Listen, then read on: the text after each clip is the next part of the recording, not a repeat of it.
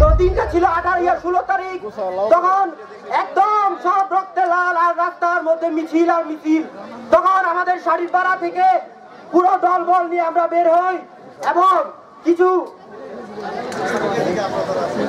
বিরোধী দল আমাদের উপর হামলা চালায় এবং আমাদের উপর অনেক নির্যাতন করে, কিন্তু আমরা দমে রাখিনি। আমরা আমাদের আন্দোলনের জন্য সবাই একত্র হয়েছি এবং সবাই মিলে আন্দোলন করেছি। আমার বড় ভাই, আমার ছোট বোন, ছোট ভাই সবাই আন্দোলনে গিয়েছে। সবাই একদম বিচ্ছিন্ন অবস্থা, পুলিশের গুলি এবং এই টিয়ার সেল গ্যাস সব চলেছে আমার ভাই ও বড় বোনদের উপর। তারা গেছে এবং তাদের প্রত্যেকের উপর পুলিশ টিয়ার সেল মারছে, গুলি মারছে, কিন্তু আমাদের দমিয়ে রাখতে পারে নাই। আমরা এই স্বাধীনতা নিয়েছি এবং সব থেকে বড় কথা, আমরা আমাদের এই দেশ থেকে একটা স্বৈরাচার তাড়িয়ে দিয়েছি এবং তাকে তাড়িয়ে আমরা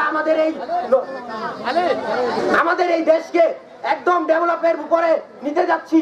এবং আমাদের মা বাবার একটা ভুল ধারণা ছিল যে ছেলে মেয়ে তুই কি করবি, তোর দ্বারা কিছু হবে না, তুই পারবি না কিছু। আমাদের আটকিয়ে রাখা হয়েছিল ঘরে, কিন্তু তারা পারে নাই।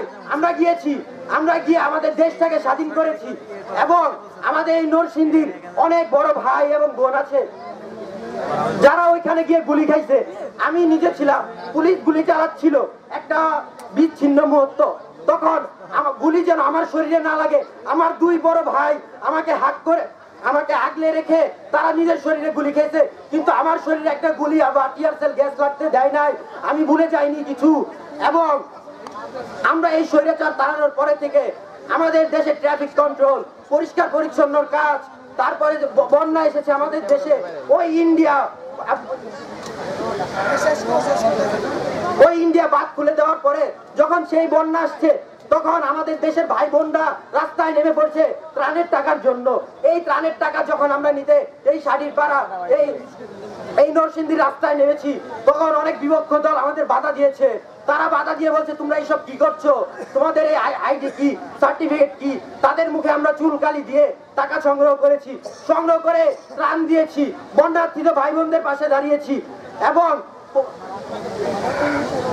সামনে যে কোনো কিছুই হোক, কোন স্বৈরাচার বা কোন বিপক্ষী দল যারা স্বৈরাচারী করতে আসবে, তাদের দমনের জন্য আমরা ছাত্র ভাই বড় বোন সবাই দাঁড়িয়ে থাকবো ইনশাআল্লাহ। আমরা আমাদের এই দেশটাকে সুন্দর করে তুলব।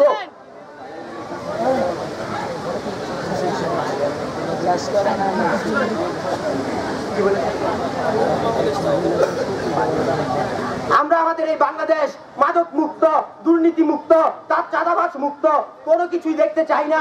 এবং সবশেষে আমরা এই বাংলাদেশকে একটা ডেভেলপড কান্ট্রি হিসেবে গড়ে তুলবো ইনশাআল্লাহ। আসসালামু আলাইকুম।